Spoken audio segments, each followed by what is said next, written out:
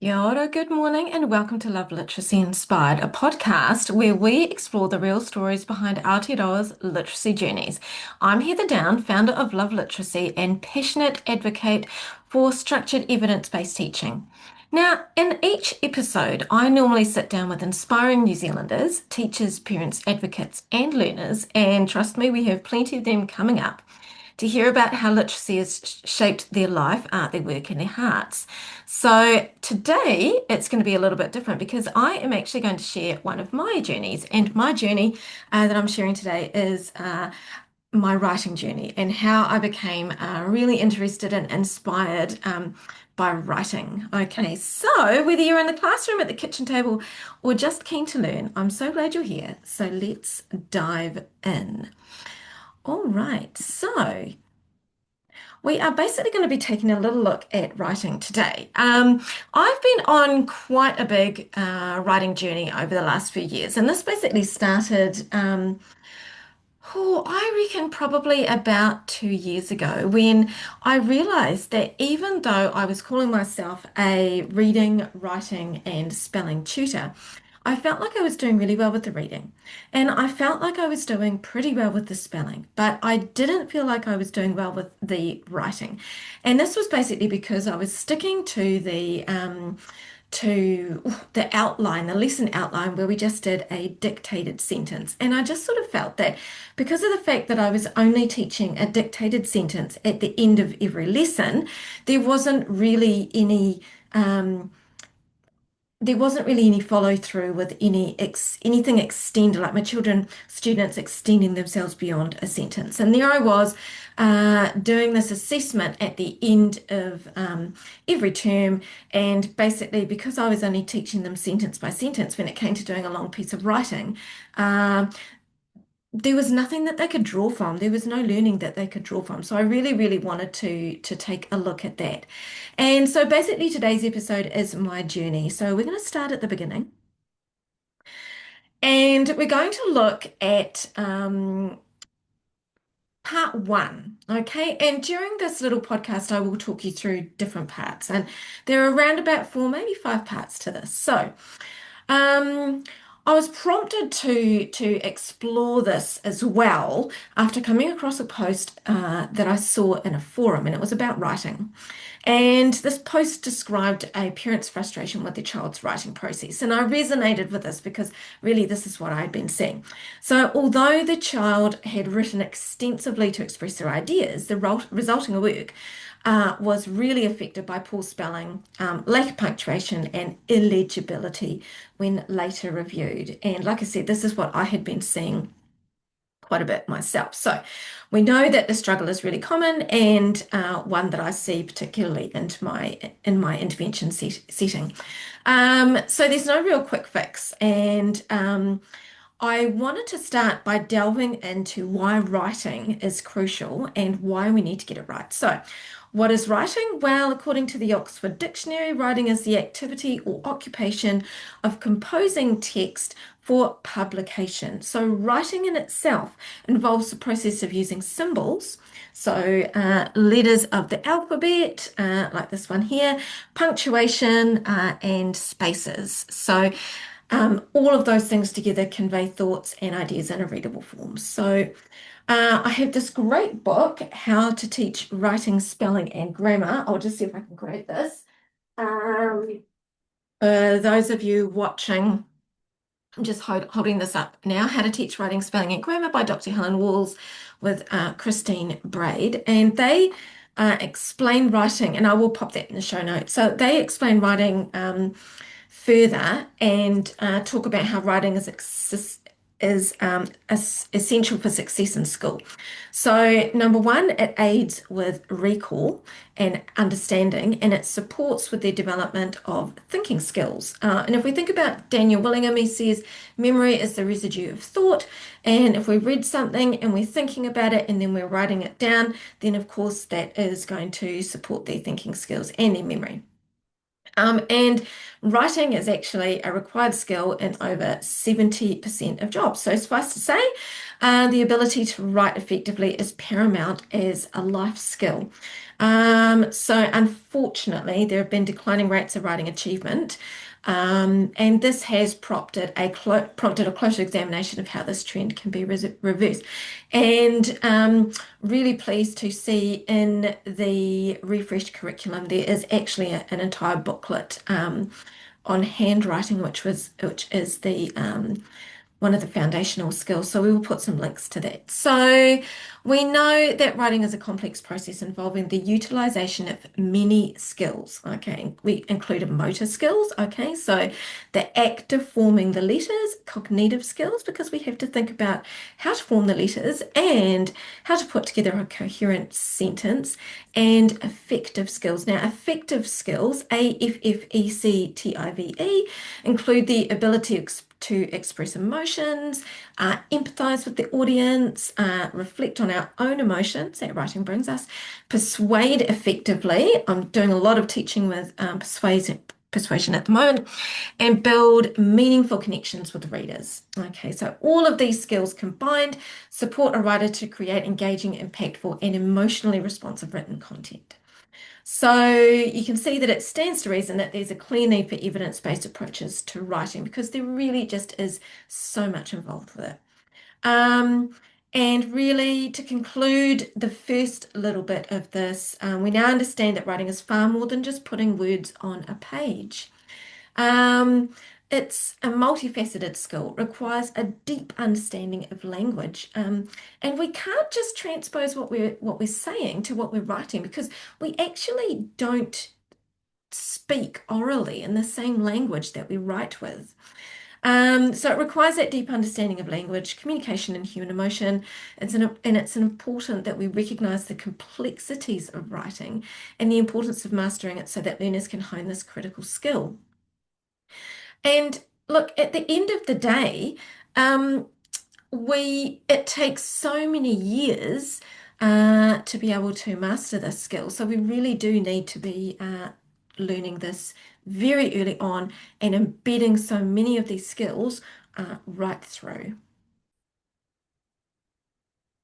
Okay, so now we're up to the second little part of my journey with writing. So now we're going to look at some of the theory behind writing. So the simple view of writing by Berninger et al. 2002 is a theoretical framework focusing on writing being the end result of two sets of skills, namely text generation and transcription.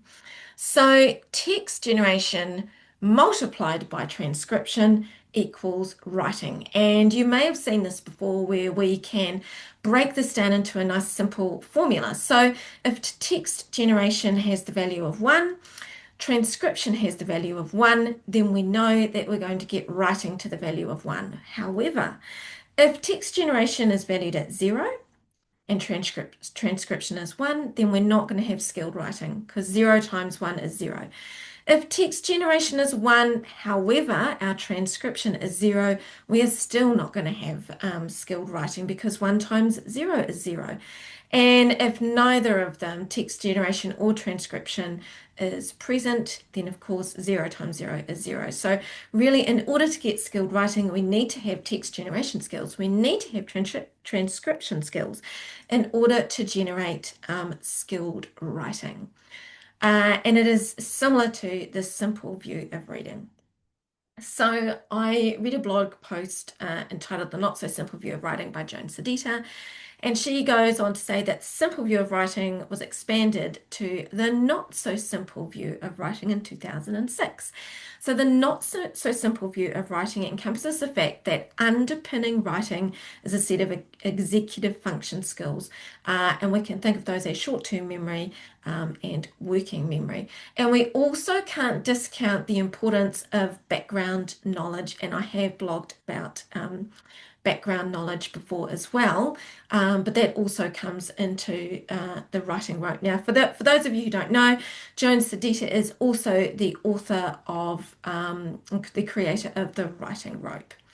So the simple view of writing can be further broken down into the strands making up another theoretical framework, as I've just discussed, the writing rope. So Joan Sedita. Now, I do have a handy graphic, so I will link to this in the show notes. But if you do happen to have a copy of the writing rope graphic, it would be great to take a wee look at this right now.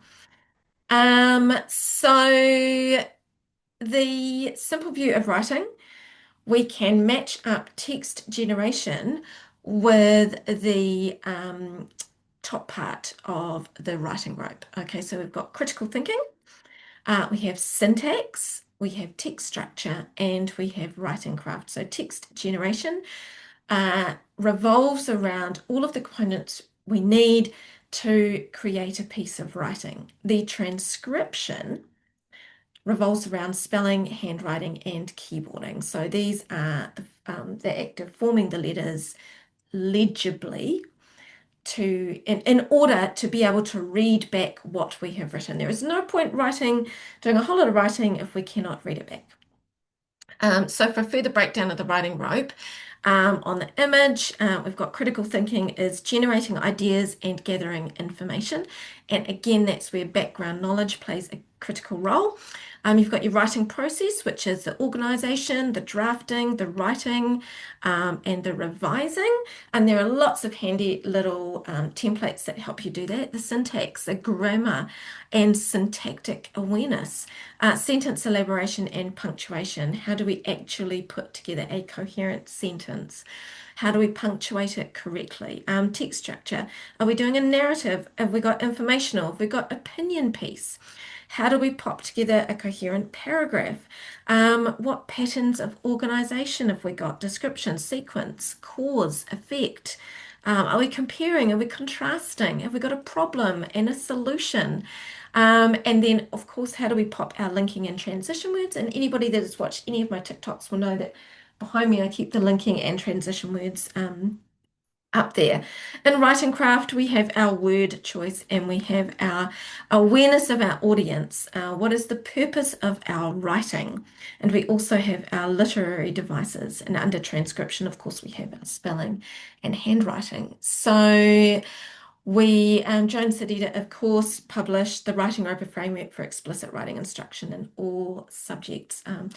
And she actually does a whole lot of free webinars, which I've watched, where she breaks down chapter by chapter of the writing rope. So you can actually have a book walk through with Joan herself, and I'll try and find that to link to the show notes as well.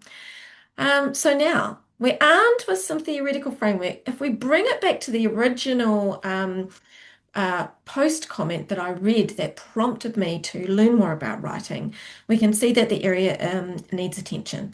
So while the child in question is able to perform some aspects of critical thinking, such as generating leads and gathering information, they're unable to perform well in syntax, text structure, or writing craft. So you can actually see, right, where do I need to hone my skills in? What aspects of writing do I need to teach? So we now know that understanding the complexities of writing through frameworks like the simple view and the writing rope can allow us to pinpoint specific challenges. And the child from the forum post does illustrate that a common scenario, a strong idea generation, but struggles with the mechanics and the structure of writing. So addressing these issues requires really a multifaceted approach. Okay, so we need to focus both on transcription and higher order cognitive approaches, but we also need to bring in background knowledge and syntactical awareness. So, number one, recognize where the gaps lie, and then you can tailor your interventions more effectively. So we're going to take a little bit of a deep dive now. Deep dive, brush the surface really, with dyslexia and dysgraphia, and we're going to look at that through the lens of the simple view of writing.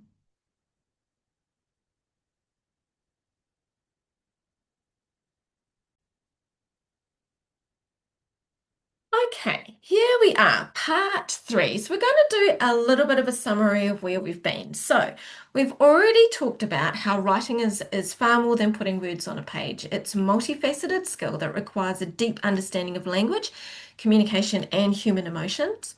We need to recognize the complexity of writing and the importance of mastering it so that learners can hone this skill. And we've looked at the two theories behind writing, the simple view of writing, or really the not so simple view of writing, because you need to take into account executive function and background knowledge, and the writing rope. And so understanding these complexities through these frameworks allows us to pinpoint specific challenges a child may face. So we're going to deviate slightly now, and we're going to look at the simple view through a dysgraphic and dyslexic lens. And really what I'm doing is hoping to provide some insights and knowledge so that you can make some informed decisions about students who need additional support with writing before it's too late. So first of all, we'll look at dysgraphia. So dys refers to impairment and graph refers to the hand's function in writing. Therefore, dysgraphia is a condition of impaired writing by hand. Now, I pulled that definition from the International Dyslexia Association. So the impaired handwriting can also affect spelling. Learners with dysgraphia may be affected in their handwriting only, or only have impaired spelling without reading problems, or both impaired handwriting and impaired spelling. So we also know that dysgraphic students will have a lot of trouble putting their ideas together to form writing as well. And some really interesting things about dysgraphia as well is that you might notice that their handwriting is really messy, and it's very difficult for them to form the letters, but they can play with intricate pieces of Lego. So there's actually nothing wrong with fine motor skills. It is actually the connection with the brain and the ability to write. So, key takeaway here is that learners with dysgraphia will have either impaired spelling, impaired writing speed, impaired handwriting, or all three. So, dyslexia can be defined as a learning impairment that occurs in the brain and is characterized by difficulties with accurate and or fluent word recognition and by poor spelling and decoding abilities. And again, there's a big, wide description of dyslexia, definition of dyslexia. Again, I've gone to the International Dyslexia Association in order to put mine together. So dyslexic difficulties typically result from a deficit in the phonological pathways in the brain, in the component of language that is often unexpected in relation to other cognitive abilities, and after the provision of effective classroom instruction. So dyslexic learners will find that their writing can be affected due to reading difficulties. We see this in their poor spelling again. And again, really, it's the language, isn't it? The language disabilities. They sometimes have poor legibility. And also we find that with dyslexic learners that they don't really have, or they may not have a diverse vocabulary. Sorry, they may not have a diverse vocabulary, as well as there is a lack of organization in their writing. Now, they may have a very diverse oral vocabulary, but not a written vocabulary because their spelling is reasonably poor. They might not feel confident to be able to use some of the words that they can use orally in their written language. But not only that, if they are not being exposed to the same expanse of vocabulary words as readers, then they will not have understanding of some of those advanced or tier two vocabulary words. So our key takeaway in terms of writing, learners with dyslexia will have one or both of the following: impaired spelling and impaired writing speed. So how does this tie into the theory and what does it tell us? Well, we can actually pop together some quadrants. So we can pop the simple view of writing into four quadrants, and we can go text. So if we've got a student who is really good at generating text and really poor at transcribing, then we might say that they're dyslexic. If we've got someone who is really good at generating the text and really good at the transcription, we would say they're a typical writer. If we've got poor transcription process and poor text generation, we would say they fall into the dysgraphia. If they've got a really lovely transcription but poor text generation, we could pop them into dysgraphia, and we could also pop them into writers with poor organization skills. So we're looking at our executive function. So Lindstone writes that when a student struggles with both text generation and transcription, this is a strong indicator of dysgraphia. Typical dyslexic learners will have a poor standard of written work despite their strong oral language abilities and ability to come up with ideas for writing. And I've pulled that one from the Rose Report. So, our quadrants can offer a framework for understanding the distinct challenges faced by each group. So, for instance, a student with dysgraphia might have brilliant ideas but struggle with the mechanical act of writing. A student with dyslexia might have brilliant ideas but find it hard to transcribe. A writer with poor organizational skills might have good spelling and handwriting, however, struggle to come up with coherent ideas. And we know that our good writer, as I've just talked about, will generate good written prose along with having good handwriting and spelling. The looming question is, however, is what if a student has neither dyslexia, dysgraphia, or any executive function challenges and is yet still unable to generate text? And the fact is, I actually see this quite a lot. So, just basically because there is so much to take in with writing that even if a student is not dyslexic, not dysgraphic, because writing needs to be taught explicitly and we need to teach it from sentence level up, if the foundational skills are not in place with writing, we will have a student that is not presenting with any neurodiverse traits who is still having difficulty with writing. So, my biggest challenge for you is look at each of your students with a critical eye. As educators, it's vital to look beyond those surface level mistakes and identify underlying patterns that could indicate specific learning disabilities like dyslexia or dysgraphia in the writing process. So I really encourage you to observe patterns.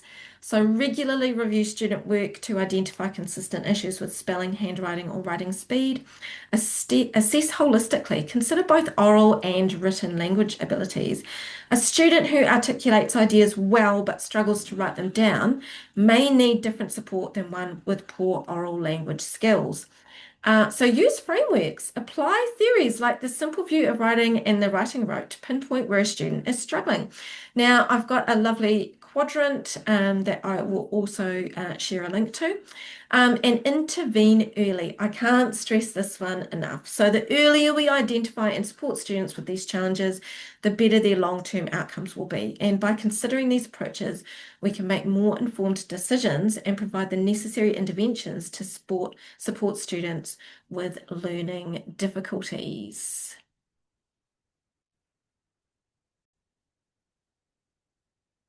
Okay, so here we are. You've stuck with me this whole way, and we are up to part four about writing and where and how I got inspired to teach more about writing. So, what have we covered off?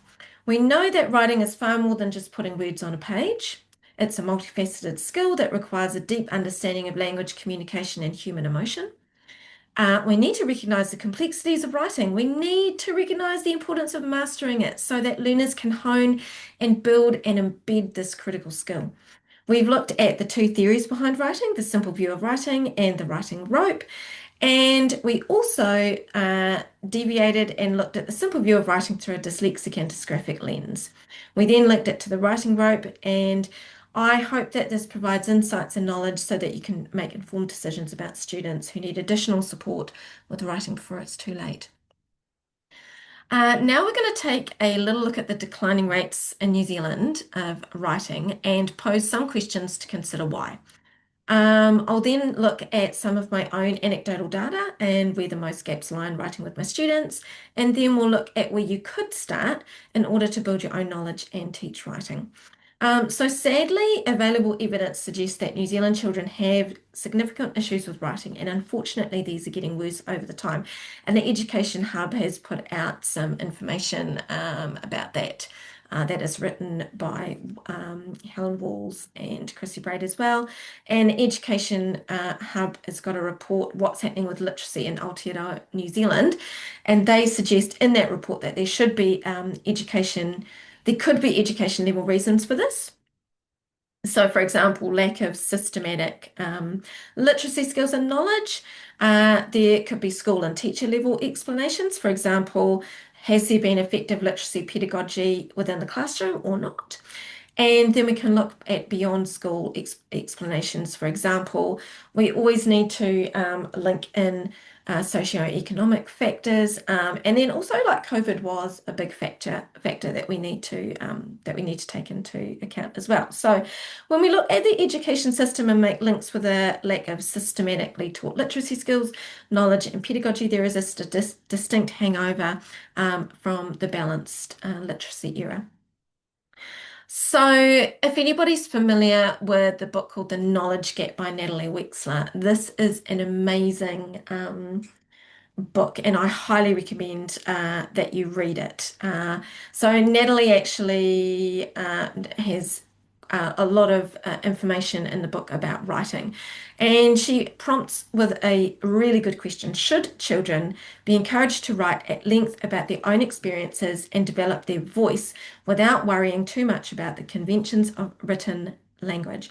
What will go wrong if we persist with this practice? Well, I think we're kind of seeing it because here we were initially prompted at the very beginning of this podcast that there was a parent whose child could write screeds and screeds and screeds of information, but when they looked back on it, they couldn't reread it and it had no punctuation. So this is exactly what will happen, what's going to go wrong. Well, we see it. So we know that writing is made up of so much more than words on a page, and the writing rope framework showcases that. And if students are just told to write with no limits or boundaries, just get the ideas out, are they then taught how to draw on their critical thinking skills about a writing topic or understand how to put sentences together to make sense and be organized? Is each limitless idea filled prose then corrected? And are students provided with feedback? Can they link sentences and phrases? And are these boundaryless writing experiences really teaching students to be aware of their audience, who they're writing for, to convey meaning and to create an effect? Are they able to spell and is their handwriting legible? Finally, is all of this done with immediate and corrective feedback? Wexler also asks that if we agree that most students will only learn to write if instruction is grounded in curriculum content. And alongside this, if we agree they are explicitly taught how to construct sentences and plan and revise paragraphs and essays, there is food for thought here, which I encourage you to explore. And as I say, I would highly recommend going and reading The Knowledge Gap. And there is also a very, very good podcast. Um, oh my goodness, it escapes me at the moment, but I will put that, I think it's the Knowledge Curriculum. Anyway, in part one, Natalie Wexler actually presents about 6 episodes about it, and it is really, really good. So I'll link that as well. So the students I'm lucky enough to work with come from a variety of backgrounds and levels of literacy, and I work with some very and not so very dyslexic and dysgraphic learners, those on the ASD spectrum, along with those on the ADHD spectrum. And I also work with learners who just need to catch up. And no two students are the same, and literacy levels are just as varied. So where would you start? So where did I start? All those years ago. So my role as a tutor, I work from the ground up. First, I carry out a series of screening tests that identify gaps in the lower level of the writing rope, namely handwriting and spelling, and I can answer the following questions.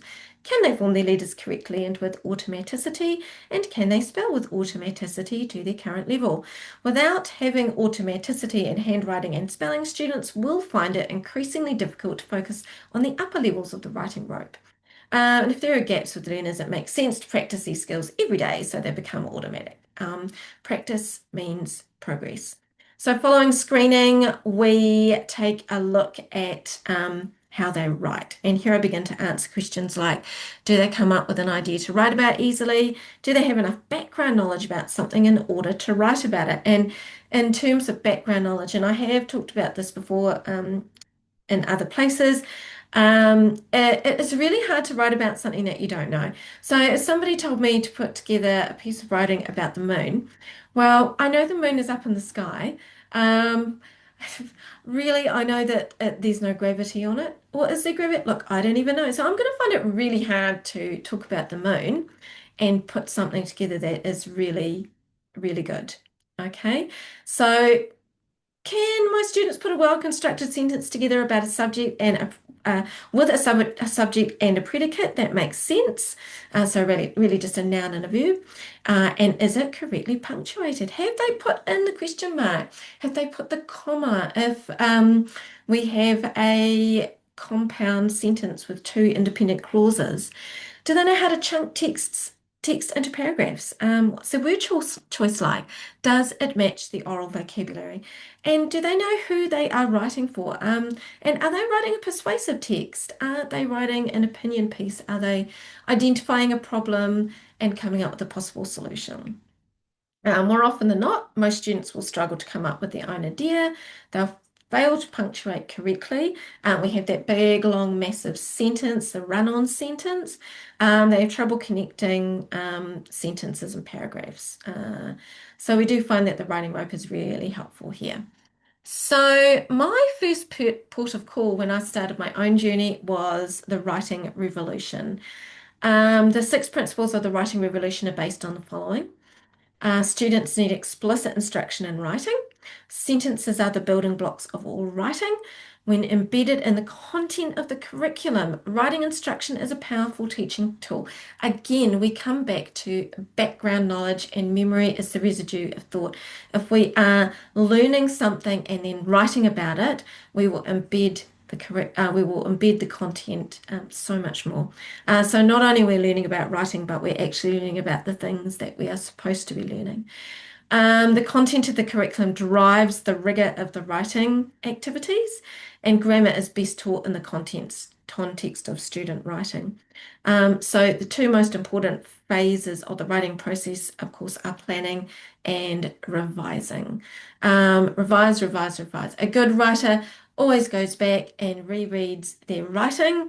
Does it make sense? Is it correctly punctuated?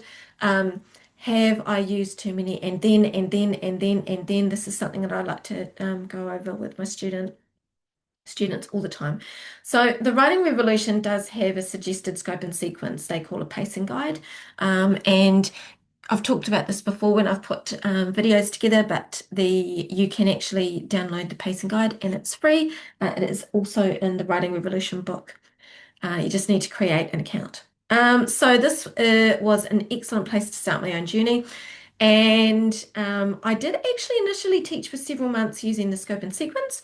And I did find, however, that students who needed to go deeper, I had students that needed to go deeper, and I myself needed to go deeper into grammar and syntax. And this is basically because the writing revolution kind of kicks in, I believe, at the equivalent of New Zealand year 4. And so many of my students had missed out on those foundational skills that we needed to go deeper into grammar and syntax, how to put independent clauses together, how to use conjunctions, how to use transition words.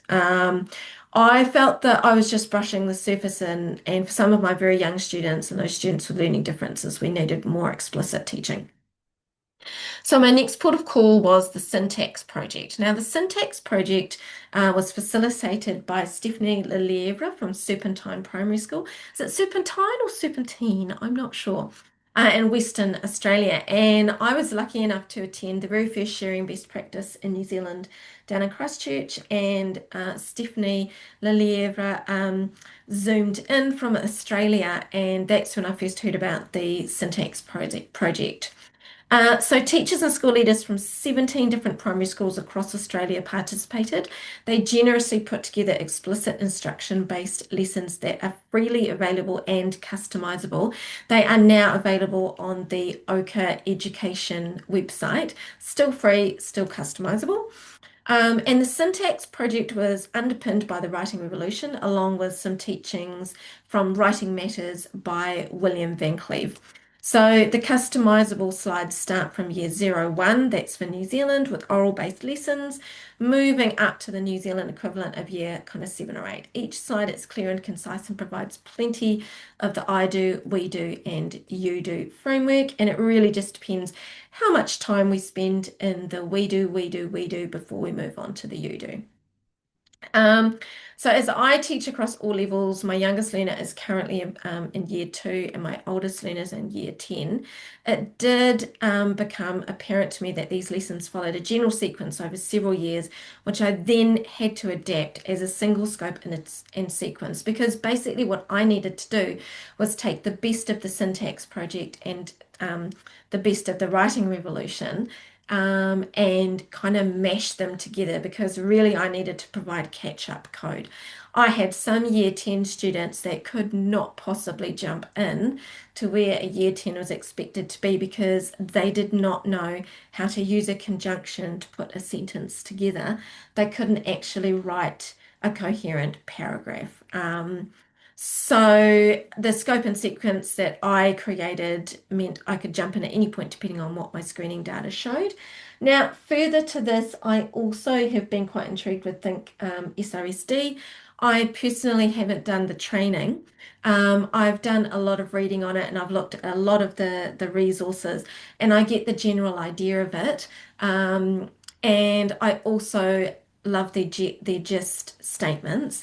But I have found that working with my dyslexic and my dysgraphic learners, I've needed to teach this even more explicitly. And so I ended up making a whole bunch of graphic organizers as well that gave them the prompt on the side, because so many of my students have executive function, um, diversities, working memory, and they just can't hold all that information in. So a bunch of scaffolding is needed in terms of that. So teaching writing in my lesson takes on a multifaceted scope. So each lesson I cover off handwriting, where it's needed, spelling, grammar and syntax, and sentence level writing. I also now have a knowledge-based unit that we cover for about 4 weeks.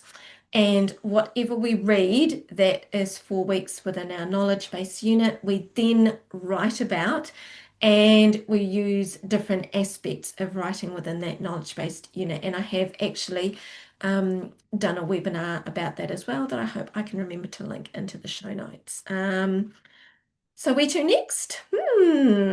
We've just been through progress assessment, and everybody is generally writing a lot better.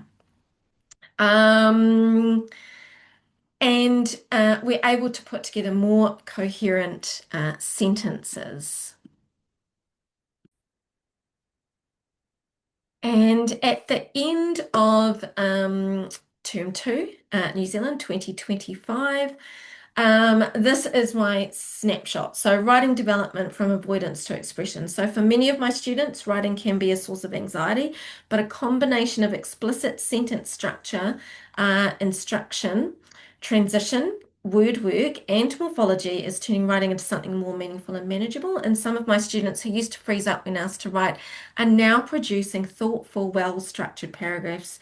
And as I said, we have incorporated a little bit of the Think SRSD. Although when I say we've used gist statements, Think SRSD is not the owner of the gist statement. The gist statement has been around for a wee while. My own paragraph frameworks that I've put together, and transition words. So other students have shown great breakthroughs, developing not only competence but a love for writing. I've seen a lot of students begin to take ownership of their ideas and voice, and across the board, students are applying what they learn in reading to their writing, a sign of transfer and deep knowledge. So our work this term and the last two terms wove together the strands of the reading and the writing rope. So again, with writing, spelling, handwriting, sentence construction, text structure, and self-regulation. Each student has really built on their resilience um, and really just, at their own pace. So in conclusion, um, addressing the complex and multifaceted nature of writing is crucial, especially given, as we discussed, the declining rates in New Zealand. So, by understanding frameworks like the simple view of writing and the writing rope, educators can identify and address specific challenges faced by students. Um, we cannot doubt the importance of explicit instruction as highlighted by the Writing Revolution and the Syntax Project. It can't be overstated. It's essential for students to develop foundational skills in handwriting and spelling before moving on to higher order writing tasks. Now, that doesn't mean that you can't teach those higher order tasks, but they must be developing those foundational skills because we can't hold them back. If they're not correctly forming their letters, we can't hold them back because what if we do have a dysgraphic student who's going to struggle with the letter formation? I don't want them to not be exposed to being able to write some great sentences. So, as educators, we must ensure that our teaching strategies are informed by research and tailored to the individual needs of our students. And if we're dealing with neurotypical learners, those with dyslexia, dysgraphia, or other learning differences, our goal should be to provide structured, explicit, and content-rich instruction, well, not only for these learners, but also for any learner. And that instruction should foster the technical aspects of writing, but also that critical thinking and creativity necessary for effective communication. And this can be done through explicit instruction. So start with your thorough assessments, progress through a well-defined scope and sequence, and we can help all students build the skills they need to become professional writers. And the journey requires patience, dedication, and a commitment to ongoing learning and adaptation. We are lifelong learners, teachers. Ultimately, our efforts will enable students to express their ideas clearly and confidently and prepare them for future academic and personal success. So I hope you liked that. I hope you enjoyed that. So it's a slightly different. This is episode 3 of the blog. So I've done a deep dive into what inspired me personally to dig deeper and dive deeper. I'm still on my writing journey. I mean, prior to doing what I'm doing now, I was a early childhood teacher. So we had a strong background in oral language, foundation skills, and behavioral management. But I'd never taught writing. I'd never taught syntax, sentence structure. I have learnt how to teach this. So anybody can learn this. Um, it's just a matter of making the decision to start. And there are so many resources out there that we can pick and choose from. My only caveat on that is make sure it is research-based and evidence-based. If it's research-based, is there evidence to back up the research? So we do want to make sure it is also evidence-based. We know that there are some amazing publications like the Writing Revolution, all the work that's been done on the Syntax Project. Think SOSD. Lynn Stone has done a lot of work around language and the parts of language. Her book, The Language for Life, is a really good read as well. And yeah, Emanana has done so much work with bringing Think SOSD to New Zealand. So my goodness, I'm going to have to be linking a lot in the show notes. Anyway, there we go. Ngā mihi for joining me today on Love Literacy Inspired. If anything that I've talked about today has lit a spark, please share it with someone who would love it just as much as you do. You can follow me on YouTube. You can follow me on Spotify. I am on Facebook. I'm on Instagram. I'm on TikTok. You can look me up. And yeah, make sure you do like, subscribe, and share. And if you think that anybody could gain something from listening to this, yeah, look, share away. So until next time, keep sharing stories, asking questions, and loving literacy.